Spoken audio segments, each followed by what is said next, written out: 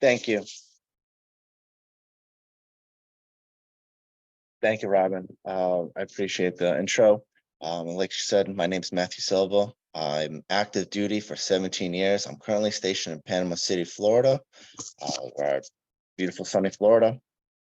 There's some topics that I know I was asked to present today, and I love, I'm passionate about what I do in the military and our future education here at Northwood. One of the things that the military program has been harping on for years since I've joined the military was education. And, I always thought it was getting some sort of technical certificate, but it goes beyond getting just evolving yourself and want to further your career in any way possible. So anyone who's currently serving, well, it's active duty, select reserves. If you're not taking some sort of college classes or advancing yourselves to through education, you guys really are missing out on a lot of great opportunities. I've taken care of them through Northwood University, and they help further my career, and they help me make myself a little bit more marketable. As everyone knows, there's TA and there's FAFSA, both very great. They helped me get my degree. Just work it through. It seems more difficult than it is, but there's education officers that are ready to help you out on a moment's notice. There's also pay for credit test exams. They hire professional teachers on board ships or to go on deployment with y'all. So there really is no excuse to not further your education, especially when they're going to come with you. They have the support systems through the education program. While taking classes, you're helping yourself in multiple ways. It's going to advance you as a sailor or a soldier by going and attending the sailor, the soldier quarter awards, the year awards. And on top of that, it's going to work highly towards your evaluation, saying you're self-improving, you're constantly learning, and that you're ready for the next pay grade. It gives you that the leaps of promotions. For the Navy, it's either 2 or 4 points towards advancement. I was told the Army, it's 45 points towards advancement. That rank, that tab, while pursuing education, it's going to help elevate your pay by increasing your rank, and it's going to help educate yourself to get a better degree for the civilian sector. A typical day in today's military ranges. It's so vast, depending on your career field, branch of service, duty station, location. It could be anywhere from 24-hour duties to myself 13-hour watches, which I complete often. Everyone has a different lifestyle. I don't want to be any specific or any kill one career, but at the same time, we all are granted the same 24 hours in a day. We must use that to take our life and use it accordingly. The military has a mission, and what you have to find a way to balance your life, both the civilian side, your emotional side, and your benefit that comes right from the heart. It takes just a little bit of time every day to do some homework or read the next chapter, but it's doable. I have 6 children on top of my military career, on top of attending school full time. I was able to do it because of the support system that I had for myself. If I needed the help, I could reach out for it.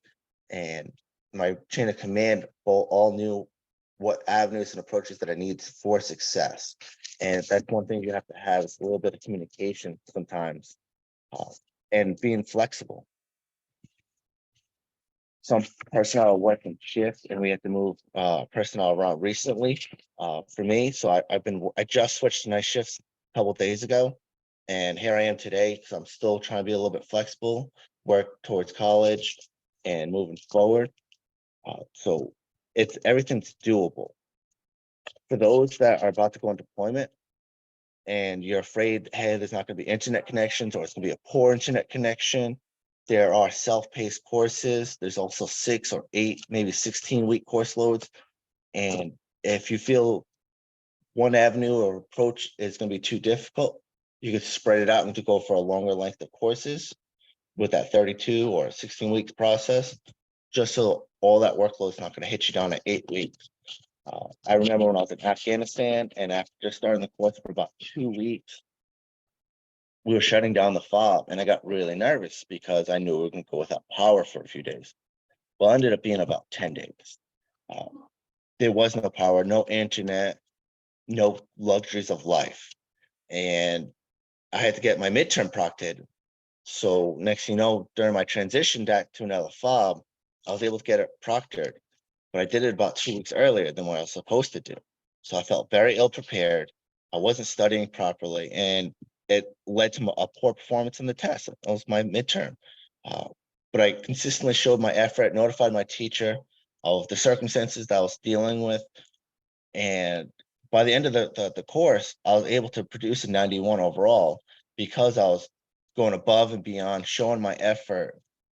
And that's what these teachers needed, is they wanted to make sure that I was learning the material, putting in the effort to try to advance myself, and I was still able to come out of the course on top.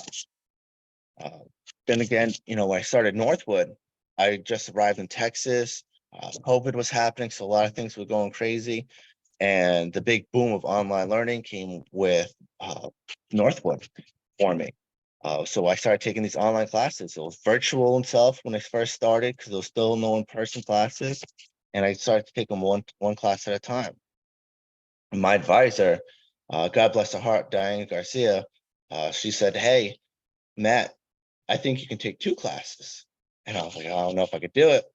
Next thing I roll into 2 classes with her confidence. And I started doing that every 8 weeks. And lo and behold, a year later, I had an associate. I did a couple of clips to get me a little bit further on in advance. I did 2 courses each and every 8 weeks or 6 weeks for the summer. And next thing you know, a year later, I had a bachelor's. And I was like, wow, all this hard work really did pay off. I'm graduating. I graduated with honors. So it took a lot of hard work, but it was accomplished. Uh, Today's management and leadership in the military is requiring a degree for a lot of these advanced positions, especially for the officer side of the world. Then you're not going to be able to advance, and you'll be forced out without these degrees. Your competition does have these degrees. At a minimum, most O3s have a bachelor's degrees. Most O4s or above have an MBA or a master's or doctorates. There is multiple degrees at certain different levels, and most of it are coming from this business aspect or this HR world. Currently, my high chain of command, my commanding officer, my executive officer, and my CMC all have different degrees from either Webster University or Brown, and that's based in business or HR motives. So these classes are going to be huge in your managerial styles of leadership. And that brings me into my next topic that I want to discuss, which is the management styles that are coming from the leadership these days. Most of the managers, the leaders, lead in different ways. We all learn how to lead one way or another. Well, it's becoming from our friends and families to becoming a parent. Our coworkers are looking for guidance from us and maybe a specific topic that we may know more than they would. Or even going back down to our youth days and remembering the sports teams when we took charge of something or play. So we all have different styles of leadership we picked up throughout our years, and we have to remember what we did for them. They impact us, and most of the times in a positive, but sometimes we can get negative reactions from our leadership, and we need to learn from it and learn how to grow so we could get past it and lead to the next person. If you know how to accomplish any specific task, you're going to lead or teach the next person behind you. So with age comes wisdom. I have lots of it now because I'm getting a little bit older. I've been learning from my kids as my fatherhood. And then I take that same style of leadership that I learned, both from being a parenthood or from the military, and I tie it back in with each other. And most of us do that with a lot of our lives. Is we use one thing that we know, we relate it, and we use it for the next stage of our lives. Even from the most basic boot camp person, they know the basic stuff. They know how to stand a proper watch. They know how to address senior personnel. But then all of a sudden we stand a proper watch, or we're learning our tasks. is we're teaching the next person behind us. So we may be 3-4 months into the military ourselves and feeling very fresh and feel like we don't know much. But to the person who's brand new with maybe 1 month of military training, you're everything for them. You just led the path. You went through the pipeline, so you can bring down the training that you just learned and help out the new sailor or soldier. So that's the leadership style in the military comes and derives from that. It's one sailor helping out the next, and it doesn't have to be a pay grade jump. It could be lateral conversations that we have with each other to help us get to the next step. And what's the constant thing is we're pulling each other up ahead, and that's what a great leader is going to find and do. He's going to accomplish something, and he's going to bring everyone else around him and lift everyone up to accomplish the same task, and so we can all be successful in our missions of life. And then managers in the civilian sectors, they've been doing the same thing. They're trying to get us and evaluate us and help us become the real things from what I'm seeing. I've been going out there networking with these future jobs when I retire here in the next couple of years, and they're constantly building in, wanting to get future educations and get into the technical field. The new managers, or the best managers, I should say, and leaders, are the ones that are humble enough to take advice from everyone, be able to create a plan, and then execute that plan properly using the voices from the technical experts that we have, or that we are. So a lot of times it's easy to base things off rank, but that 06 is going to listen to that E7 on his advice and the way to properly procedures to get done of a task or maybe a roadblock. So we need to be able to humble ourselves, listen to the advice from the other personnel, maybe the technical experts, create that plan and execute it. So that manager is really there. That 06 is really just a vision creator. What can you get these group of guys to view, see, to accomplish the mission, and use their capabilities to reach a goal?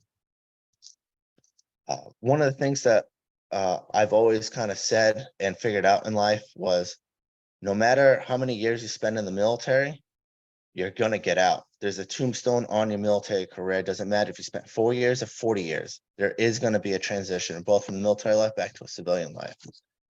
There's plenty of things to go about it.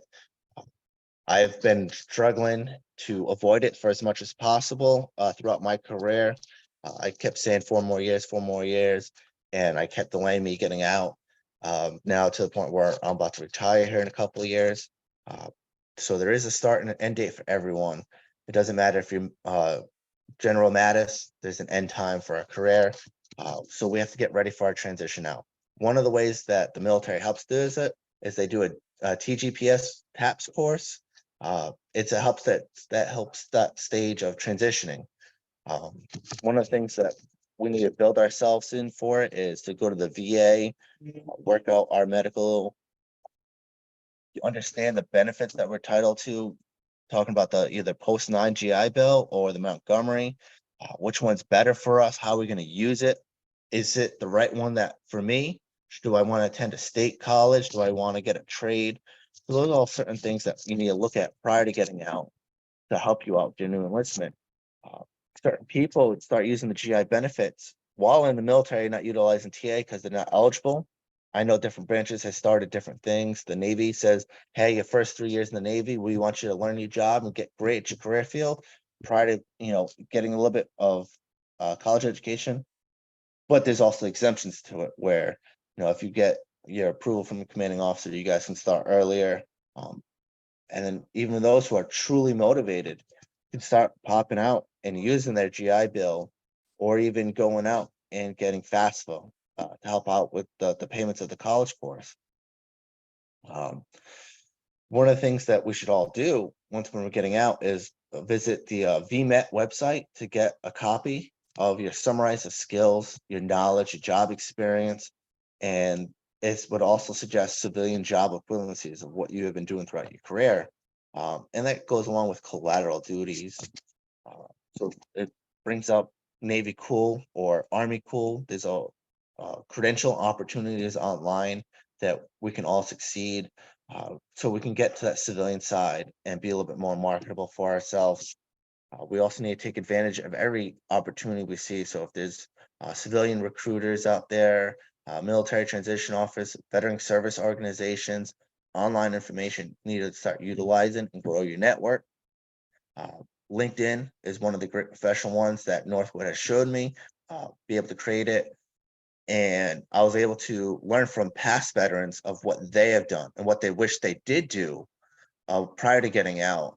And I'm starting to go down my checklist and go through everything else to see and make myself into a smoother transition going into my civilian world, because I'm not waking up every day and putting on the same combat boots that I have day in, day out.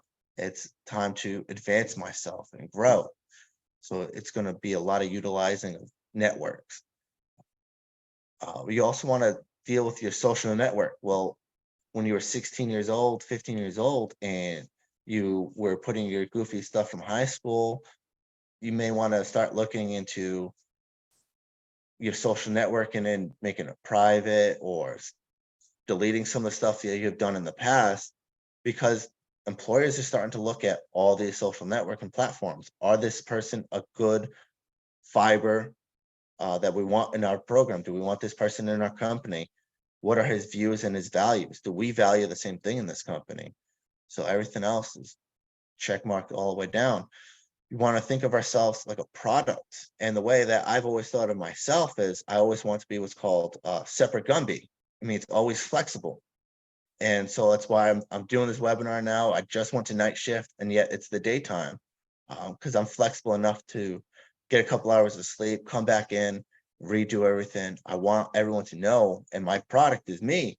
I want everyone to know that I'm willing to go the above and beyond and work into different steps. I'll change my hours around. I'll move earth to advance myself and to show that I'm a good professional with quality products, and everything I touch has quality, because that's what one thing I want people to know is I'm flexible, professional, I have quality constantly.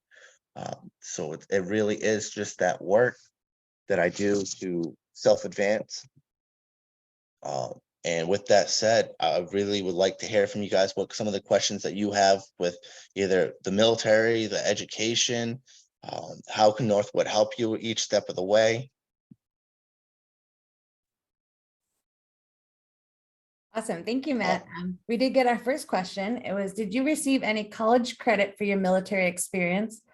Was the process easy to obtain your transcripts and have your experience evaluated? Excellent, great question. Actually, I received lots. So I got several FEMA certifications. I looked at the FEMA website as one class. If I complete another class, I'll get X amount of credits towards it. Next thing you know, I completed 40 different classes on FEMA, and they were able to look at my joint transcripts, and I was able to get 20 college credits just through FEMA alone. From that, they were also able to pull out what's called my joint service transcripts. Every service has it. That's why it's joint. And the education department here at Northwood was able to look at my career fields, the colleges I went to prior to, and my different schoolings, my A schools, my C schools that I've created and completed, and create those college credits. So it gave me a little boost on having to complete so many courses when I first started Northwood, instead of feeling like I have, oh my God, I have 120 credit hours I have to complete. Well, here's 40 of them. And so it felt a little bit more easy to manage, knowing that I'm a step ahead. I'm a lot further than I thought I was.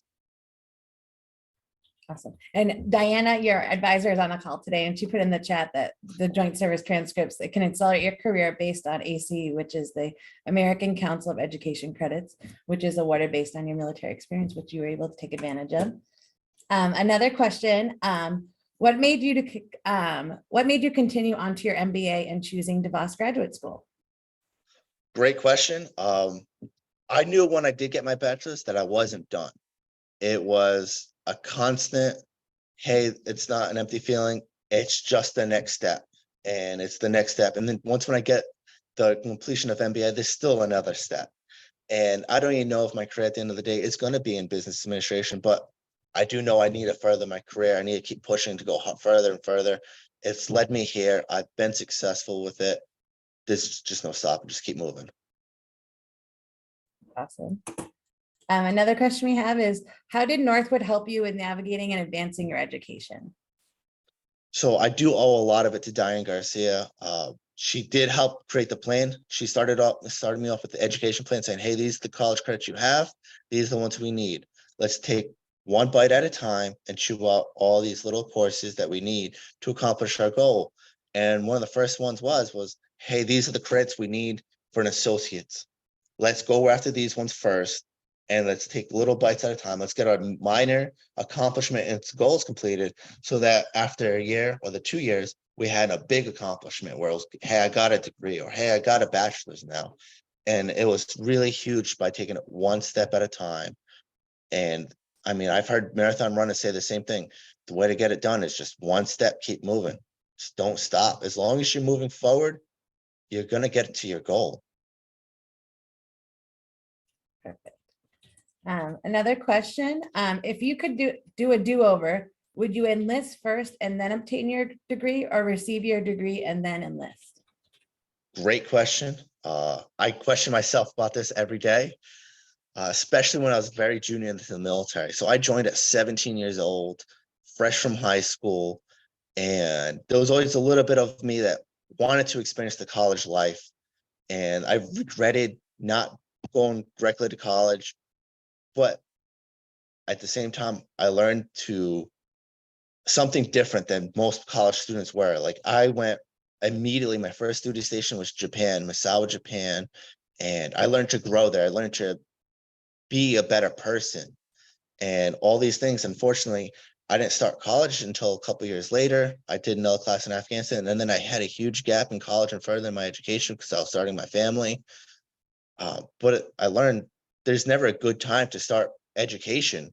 You just got to jump into it and don't stop. And that's what I ended up doing.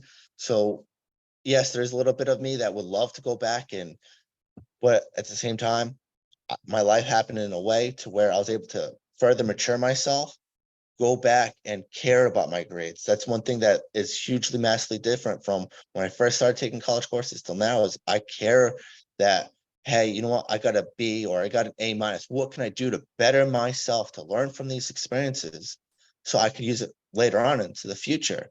So I'm glad I was able to join the military, get a good foundation of who I am, what kind of leadership I need, and then get my education from Northwood and learning more in different aspects of it, especially when it came to my leadership style. So I actually learned a lot from the military, and I was able to apply it towards Northwood. Thank you. One other question, you kind of already touched base on this, but how did you balance advancing your education with your work and family life? Extremely hard, extremely hard. So with 6 kids, it's a balance, and all of them being girls. I had to kind of adjust and see and look forward to the future. Hey, this is the plan A dates. I'm doing it now again. Who's going to soccer practice? Who's going to gymnastics? Who's bringing so-and-so to work? It's constantly a checks and balances things. It's great to have a great foundation to understand. It's also a different experience when you're doing your homework next to all your kids, when they're doing their homework and they see you study and working hard and getting accomplishments. You set the example for them. Hey, this is what I expect from you because I expect this of myself. I'm not creating some sort of goal for them where they don't have something to achieve when I don't want to achieve it myself. So I expect A's for myself. I want them to get A's for themselves. And it's great for all of us to have our report cards on the refrigerator showing that our hard work and dedication's paid off. So the balance isn't there. Sometimes there's late nights. Sometimes there's less sleep. But I can go a little bit less without sleep to work and get that further education because I want to grow. I want to be that plant and water myself and nurture it. We got a really great question for you. What career accomplishments are you most proud of so far? Oh, that's great questions. I mean, I have several accomplishments, but my favorite accomplishments aren't something that I've done. They're not my success. It's the success of my juniors. I love watching them achieve the next rank, and they got there because they want to learn more. They studied for it, and I was able to help push them or teach them, help them along the way. those are my favorite success. It's not my accomplishments. My accomplishments are just mine. I'll throw my degrees not even hanging up on a wall. It's literally in a sheet somewhere. I think it's still in the same folder I got it from, our envelope. So my accomplishments aren't my, it's my success. But the best success I have is always either my kids' report cards, or it's my junior sailors achieving, getting their degrees, their qualifications. That's my greatest success, to seeing my juniors. And I love to see them get awards. I love writing them up for their awards. And I wish to keep doing it until I get out. Thank you so much. If anyone else has any other questions, feel free to put them in the chat or the Q&A. Diana has put a lot of great resources in the chat, and we'll also share it out in the post email about how ordering your transcripts, and also having her as a resource if any of you are military and would like to come to Northwood to learn more about Northwood. We'll give one more second for any other questions. And I don't think we have any. So thank you, Matt, again for joining us. And we hope to see you all next month for our May webinar. Thank you, Excellent. everyone. Thank you.